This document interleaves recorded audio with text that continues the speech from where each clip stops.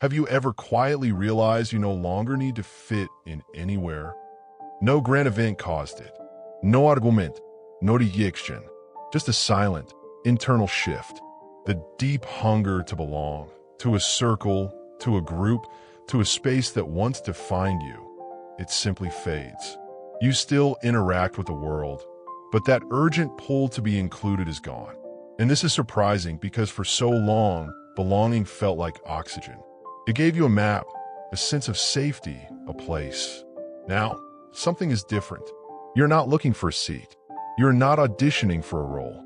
You're just present. Where you stand is enough. At first, this feels unfamiliar, even empty. You might wonder if you're becoming detached, if you are withdrawing from life itself. But what if nothing is missing? What if this is not loss, but liberation? Carl Jung described a crucial threshold where an individual stops defining themselves through the collective.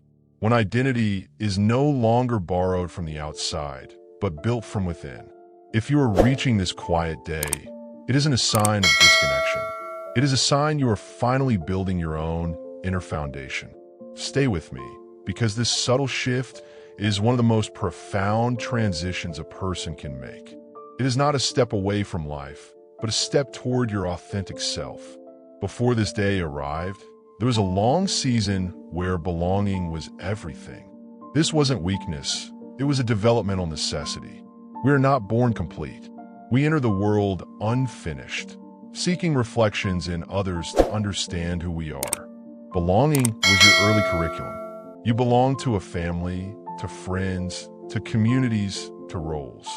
Through this, you learned language, behavior, and social navigation.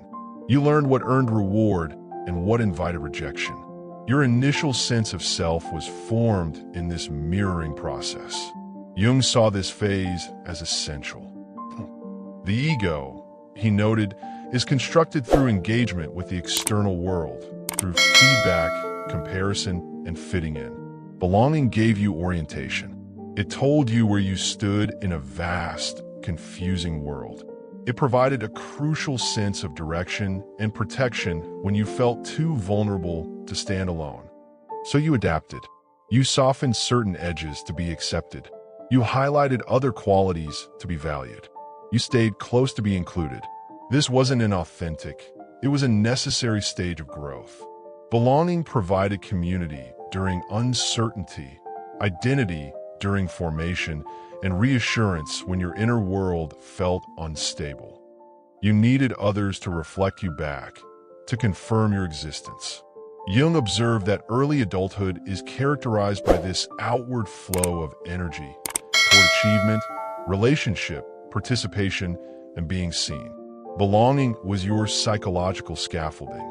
You belonged to ideas, to beliefs, to expectations about who you should become. And for a long time, this structure served you. You may look back with gratitude, for it carried you forward and helped you build a life. But belonging always involves an exchange. To belong, you must align. You must adapt. You accept certain limits. Initially, these limits feel protective, a safe frame to live within. But as life accumulates experience, your inner world expands. You begin to see more, feel more, question more. The structures that once supported you start to feel constricting. Jung believed development does not end with adaptation. A second movement begins, a turning inward, not because belonging was wrong, but because it becomes insufficient. Belonging helped you become someone. It cannot help you become yourself. At a certain point, the psyche no longer needs external validation to hold together. It starts to generate its own center. When this happens, the old need to belong begins to weaken. Quietly, you might notice that fitting in feels draining. Maintaining agreement feels heavy. Participation feels less meaningful. This doesn't mean you reject others. It means your inner life has outgrown the container that once held it. Belonging was necessary when you were still forming, still stabilizing. But now, something inside has matured. You're no longer searching for yourself through others. You're beginning to recognize yourself directly. Jung believed the real journey starts here, when a person stops asking, "Where do I fit?" and begins asking, "What is true for me?" This question cannot be answered by belonging. It requires separation, reflection, and inner distance. This is why the need fades. Not because you failed to connect, but because you have absorbed what belonging had to teach you. You learned the lessons. You built the foundation.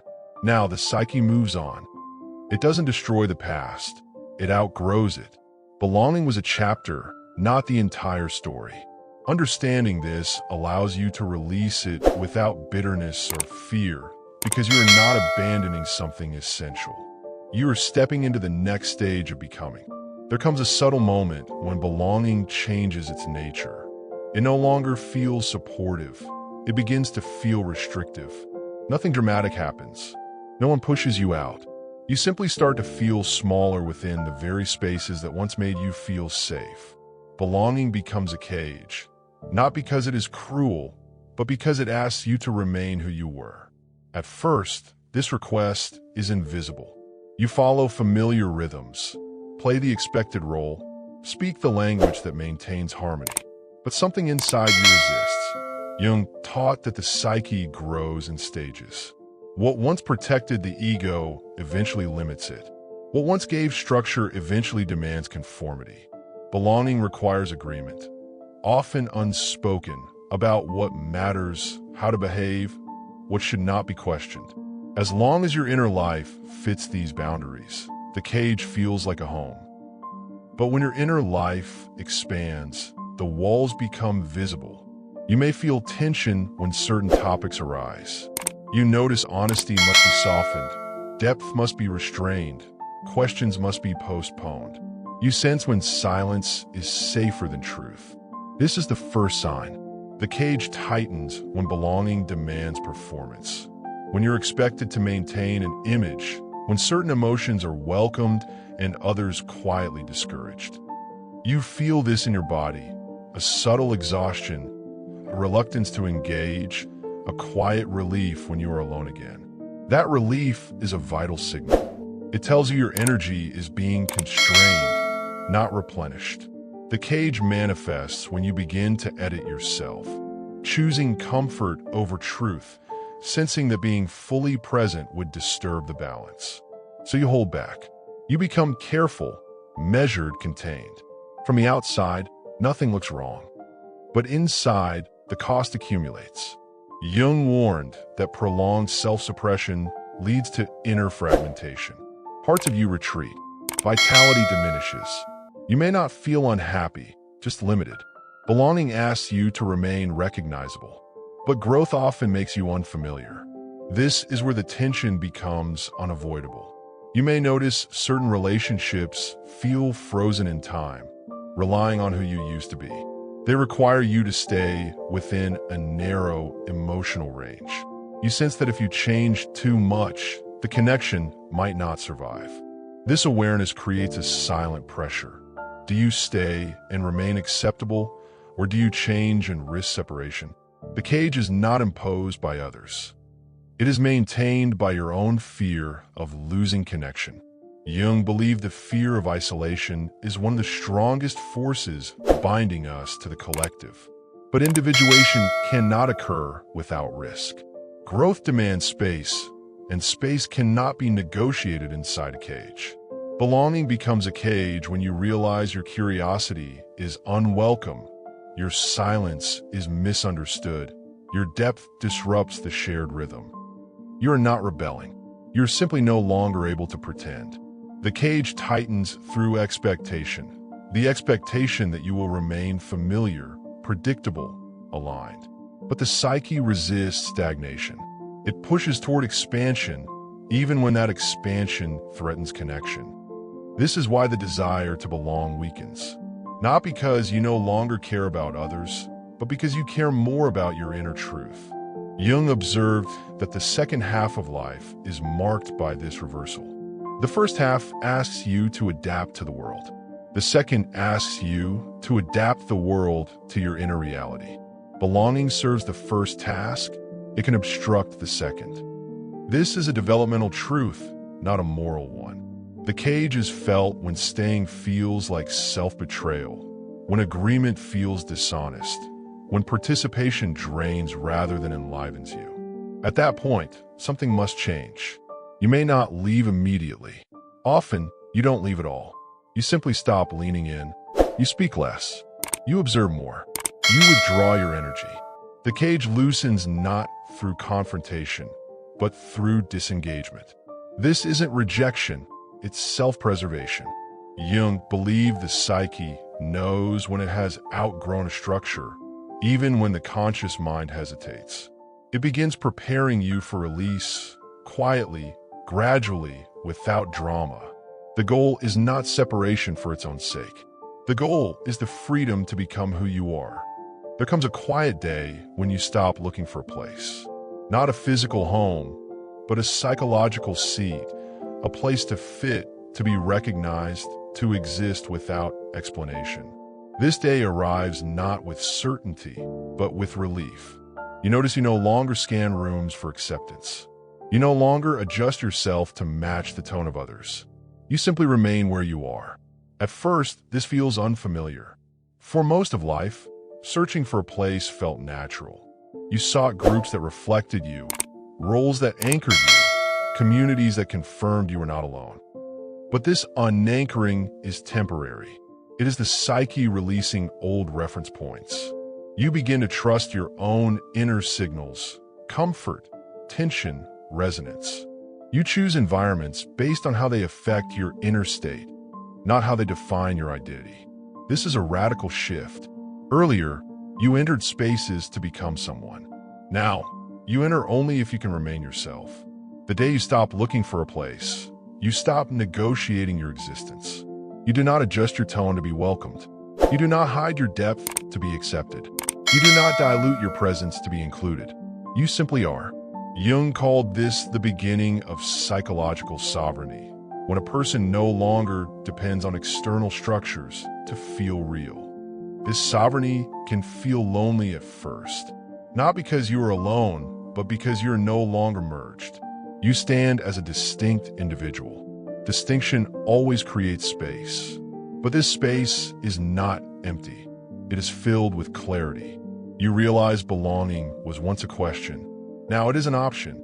You may belong, or you may not, but you no longer need to. And this is freedom, not the freedom to escape life, but the freedom to meet it without needing to anchor yourself to it. The day you stop looking for a place is the day you realize you are not meant to be placed. You are meant to stand. One of the quiet burdens of this stage is misunderstanding. Not open conflict, but a subtle distance between you and most people. They sense you have changed, but cannot name how. You're still kind, still present. It's something about you feels harder to reach. Because they cannot understand the shift, they fill the gap with assumptions. They may think you have become cold, distant, or uninterested. But this stage was never meant to be widely understood. Jung believed individuation separates a person not only from the collective identity, but from collective comprehension. When you stop orienting yourself around belonging, your inner logic changes. Most people are still living by the old logic. They measure closeness by frequency, care by participation, meaning by visibility. You no longer do. So, to them, your stillness feels strange. They notice you no longer seek reassurance, explain yourself, or rush to fill silence. This unsettles them because silence reveals difference. Jung noted the collective mind is uncomfortable with individuals who do not reflect its values back. Not because those individuals are wrong, but because they disrupt the mirror. You no longer mirror the group's urgency, echo its anxieties, or reinforce its rhythms.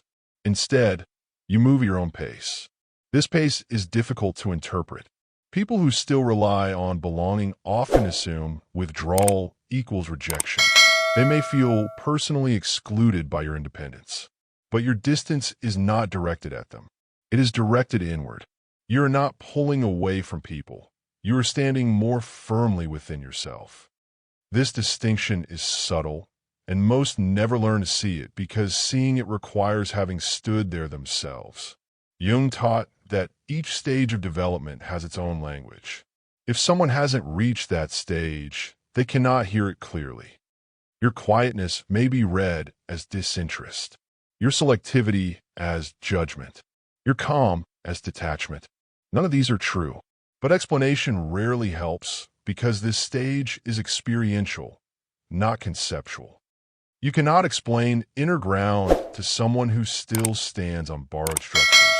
This is why few people understand this stage. Not because you've failed to communicate, but because understanding requires a similar inner shift. Jung believed individuation often comes with a period of solitude, not chosen, but required, not as punishment, but as protection. You're being protected from having to justify a truth others are not ready to hear. In this stage, you may stop trying to be understood. You realize understanding from others is no longer necessary for your stability. This can feel liberating, but also lonely in a new way. Not lonely for people, but lonely for resonance. You may miss the ease of shared assumptions, the comfort of being immediately recognized. But you also know returning to that ease would require you to shrink, and you no longer want to. Jung said the individuated person must accept a certain level of misunderstanding, not as a tragedy, but as a cost of authenticity. When you live from your own center, you no longer fit neatly into collective categories. And what cannot be categorized is often misunderstood. This doesn't mean you isolate yourself. It means you stop expecting recognition from places that cannot offer it. You learn to let others be where they are without needing to pull them toward you. You release the need to explain your quiet, your pace, your choices. You realize being misunderstood is not the same as being unseen. You see yourself, and that becomes enough. Over time, this misunderstanding softens. You become comfortable with not being interpreted correctly. You stop correcting impressions, stop clarifying motives. This doesn't make you indifferent. It makes you free. Jung believed freedom at this stage is internal.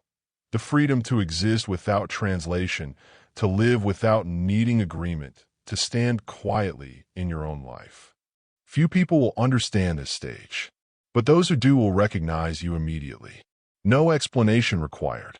That recognition, when it comes, feels effortless. Not because you finally belong somewhere again, but because you're meeting another person who also belongs to themselves. After the need to belong fades, something unexpected appears. Not freedom, not clarity, but emptiness. It arrives quietly, without sadness or drama, just a sense that a familiar structure is gone. For so long, belonging filled space. It structured time, gave rhythm to your days, offered reassurance that you were connected and anchored. When that need dissolves, the structure dissolves with it. What remains feels unfinished. This emptiness can be unsettling. You may wonder if you've lost motivation, if you're becoming detached, if life is draining of color. But Jung understood this stage well. He believed when an old psychological structure dissolves, there's always a period of emptiness before a new one forms. The psyche does not replace immediately. It clears space first. This space is not a mistake. It is a preparation. Earlier, belonging filled many functions. It provided identity, organized priorities, offered emotional regulation through others. When it disappears, those functions do not instantly relocate inward. So, for time, things feel hollow.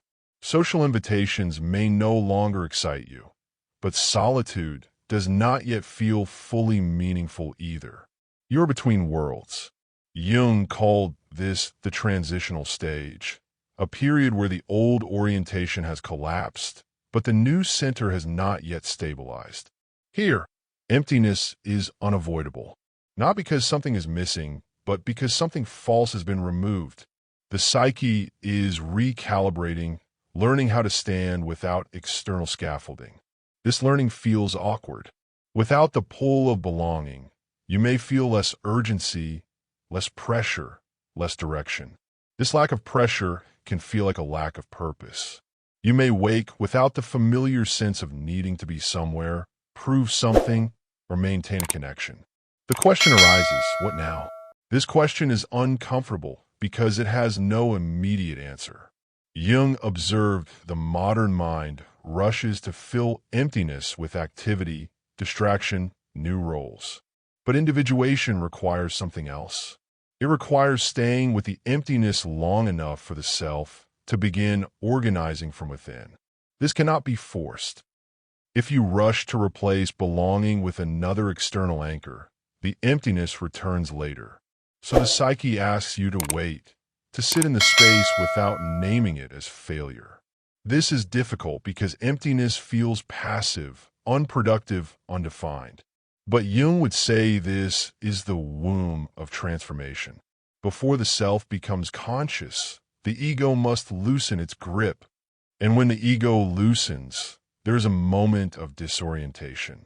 You may no longer feel driven by social comparison, but you also don't yet feel deeply connected to a new inner direction. This gap feels empty. You may grieve without knowing what you're grieving. Not people or places, but a way of existing. Belonging gave you orientation through others. Now that orientation is gone, and the inner compass is still calibrating. Jung believed emptiness at this stage is a sign of honesty. You're no longer distracting yourself with borrowed meaning. You're allowing the psyche to reorganize authentically. This reorganization takes time. In the emptiness, subtle things begin to emerge. You notice what genuinely holds your attention when no one is watching. You feel drawn to silence without knowing why. You sense moments of quiet satisfaction that have no external source. These are signs of a new center forming, but at first they are faint. So the emptiness remains.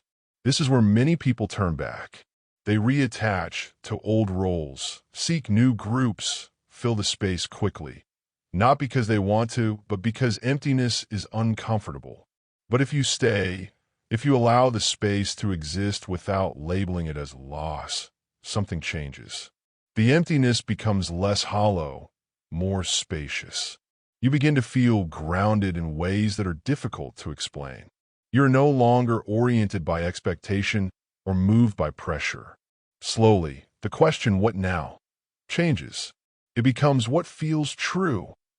This question arises from within, not from the world. Jung believed the self speaks quietly at first. It does not compete with noise. It waits until the noise fades. The emptiness is what allows you to hear it. So if this stage feels empty, do not rush to interpret it. You are not lacking meaning. You are between meanings. You are not disconnected. You are unhooked. This emptiness is not the end of belonging. It is the pause before you begin belonging to yourself. After the emptiness, something begins to take shape. Quietly. You may not notice it at first. There is no announcement. But gradually, you feel less adrift. The space that once felt hollow begins to feel steady. Jung believed that when the psyche releases its dependence on external structures, it must develop a new foundation. He called this inner ground. Inner ground is not confidence or certainty. It is the felt sense that you can stand without leaning. Earlier, much of your stability came from outside, from roles, routines, expectations that told you where you belonged and what mattered. When those fell away, the ground vanished. Now, something new forms. You begin to notice you are less reactive. Situations that once unsettled you no longer reach as deeply. Opinions no longer pull you off balance. Not because you are indifferent, but because you are centered. This centering comes from coherence. Your thoughts align more naturally with your actions. Your values no longer shift depending on a room. You no longer feel the need to explain yourself to feel legitimate. This is inner ground. Jung taught that the self, not the ego, provides true stability. The ego seeks reassurance through belonging. The self generates stability from within. As you move closer to the self, you feel a subtle solidity. You may still feel quiet and separate, but the separation no longer feels empty. It feels contained. You notice solitude feels different. It is no longer something you tolerate. It becomes something you trust. You can spend time alone without restlessness, sit in silence without distraction, move through days without constant reference to others. This doesn't make you isolated. It makes you grounded. Inner ground changes how you experience decisions. Earlier, decisions were influenced by perception, alignment with expectations, and preserving belonging. Now, decisions are guided by resonance. You feel when something is right. You feel when something is off. You don't always have words for it, but you trust it. Jung believed this trust marks a major developmental shift. The psyche no longer needs external validation to confirm its direction. Life may not become easier, but becomes clearer. You may still face uncertainty and loss, but you face them without collapsing inward, because you are no longer standing on borrowed ground. You're standing on yourself. Inner ground also changes your relationship with others. You're no longer pulled toward people to feel whole. You're not avoiding them either. You meet others from a place of sufficiency. This changes the quality of connection. You listen without urgency. You speak without anxiety. You engage without needing a specific outcome. If connection happens, it happens. If it does not, you remain intact. This is not detachment. It is autonomy. Jung defined autonomy as independence from unconscious dependence. You can care without clinging. You can relate without merging. You are not waiting to be mirrored. This doesn't mean you no longer value connection. It means connection is no longer required for stability. When you belong to yourself, you stop entering spaces to feel real. You enter only if you can remain whole. This changes everything. You no longer feel pressure to stay where you're tolerated but not met. You no longer maintain relationships that require constant explanation. You no longer negotiate your depth for comfort. Belonging to yourself creates a natural boundary, not a wall, but a boundary. You are open, but not available to anything that costs your center. Jung taught that the self is not something you invent. It is something you uncover as you peel away the need to belong. What remains is not emptiness. It is presence. You may notice your life becomes simpler, not smaller, but simpler. Fewer commitments feel necessary. Fewer opinions demand a response. Fewer roles require maintenance. This simplicity brings peace. Not constant excitement or happiness, but peace. A quiet sense you are no longer divided. Earlier parts of you lived outward, seeking validation, alignment, acceptance. Now, those parts return. You are gathered.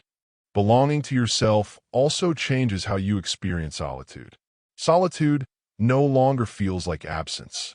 It feels like space to breathe, to think, to exist without performance. You no longer fear being alone with your thoughts because your thoughts are no longer strangers. You have faced them, listened to them, integrated what needed integration. Jung believed a person who belongs to themselves can walk through life without needing to cling. They can love without attachment, care without possession, connect without disappearance. This is mature belonging. You belong first to your inner truth. Everything else becomes optional. This doesn't make you indifferent to others. It makes you respectful. You respect where others are. You do not rush them or pull them toward your pace. You allow connection to arise naturally. If it comes, you meet it fully. If it does not, you remain intact. There's a quiet dignity in this.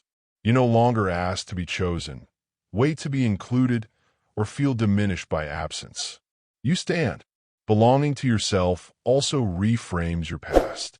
You see, every phase had its purpose. The need to belong was not a mistake. It was a necessary step. Now that step is complete. You are not rejecting what you once needed. You are honoring that you have grown beyond it. Jung taught the self does not erase the ego. It places it in service of something deeper. Your ego no longer asks, "Where do I belong?" It asks, "How do I live in alignment?" This alignment brings quiet confidence, not the confidence of certainty, but of trust. You trust your inner signals. You trust your pace. You trust you do not need to be everywhere to be whole. Belonging to yourself also frees you from comparison. You no longer measure your life against others. Their paths no longer threaten or attract you. You see differences without judgment. You understand not everyone is meant to walk this road, and that is not a problem. This road is narrow, quiet, invisible to most, but it leads inward, and inward is where you now live.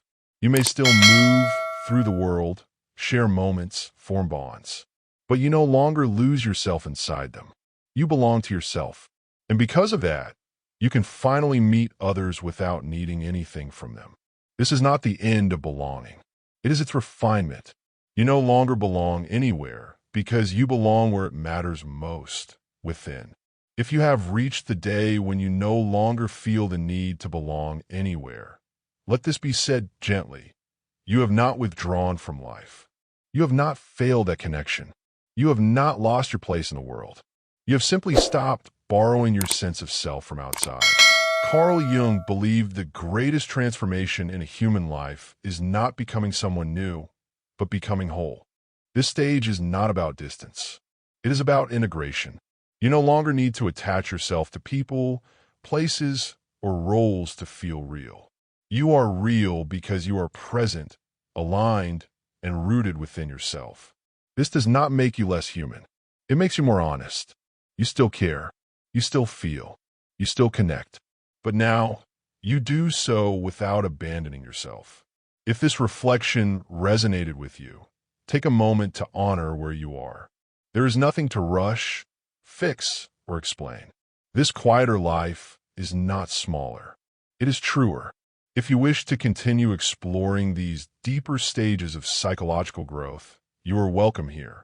Please like this video so it can reach others who may be silently experiencing the same shift. Subscribe to Winds of Thought for more reflections on maturity, solitude, and inner transformation. And if someone in your life is standing at the edge of this transition, share this message with them. Thank you for being here. Thank you for choosing awareness in a world that often fears stillness. Until we meet again, stay rooted in your truth.